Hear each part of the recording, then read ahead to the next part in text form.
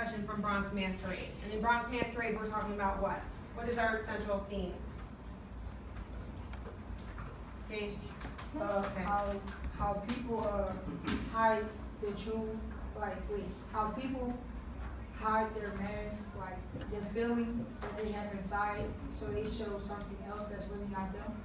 Good, yeah. It's about people who are trying to hide their true selves, and our theme on the backboard is maybe I just start trying to be who I am. So all of our texts have related back to that book, but today's isn't going to, because we know as good readers, we need to be able to read all different types of texts with all different types of themes, right? So we're going to give you practice today on reading a poem that doesn't necessarily relate to our big theme for the report period, but that's okay because you definitely are going to need this practice. Ms. Munnelly let me know that this is her favorite poem of all time, so I know she's really excited to see this one. I'm so stoked, guys. Yeah. Zebra, you better like it.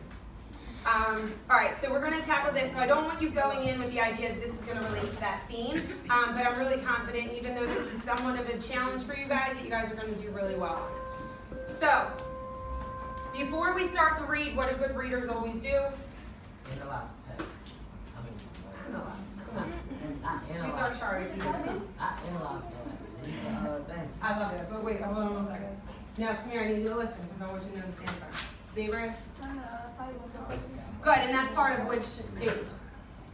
Previewing, right? So we're going to preview this text first, and Zebra gave me one strategy I can use when I'm previewing is turning the title into a question to set our purpose for reading. So really quickly, just skim over this text. What do you notice about it first? That it's a what? Sample. You know it's a poem.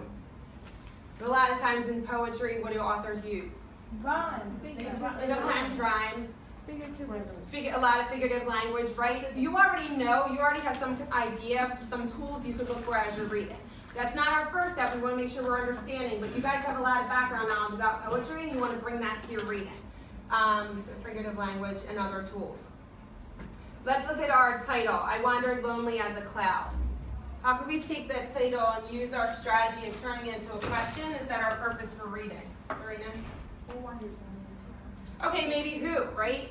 So you could take that I and ask the question who. What other types of questions could you ask to get a purpose? Samir? This is why. Why did he wander lonely as a cloud? Or she wandered? Good. Or what? What wandered? Well, you know it's I. The one question I had is maybe like how? How could you be as lonely as a cloud? Okay? So good readers always preview the text, go through the title, turn it into a question. Now we have our purpose for reading.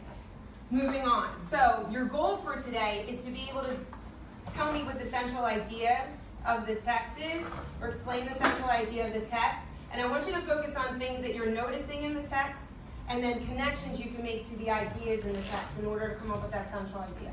So good readers are always noticing what they get and don't get in the text, and then they make connections to those ideas in order to tell me what the text is about. All right? So Samir, what you were saying, analyze, we can't get here yet until we do comprehend. Okay? So I want you to work through, before you start, I want you to take your pen and draw a line. See these little line numbers right here, the 5 and the 10? Draw a line right down the page, right in front of them, and give yourself a column over here. So everyone right now, thanks, Abe, for doing that right away. Chris. Oh. Draw your line. I want you to save that space for me because when we go back and add to our revisions, I don't want your annotations to be all clustered together. I want this to be a clean space for us to rewrite if we need to.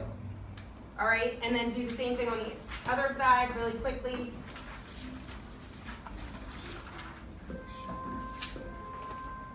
Okay. All right, so I'm going to put 10 minutes on the clock. What I want you to do is I want you to work through each of the stanzas, annotating what you get and don't get. And then I want you to write gist statements on the side, like 1 or 2 bullets on the side of each stanza to tell me what that stanza was about. All right, don't forget that it goes on to the next page. So you have to do the back too, okay? Once you're finished, then I want you to take an attempt at writing your central idea, 2 to 4 sentence summary of what the poem was about. Any questions before we start?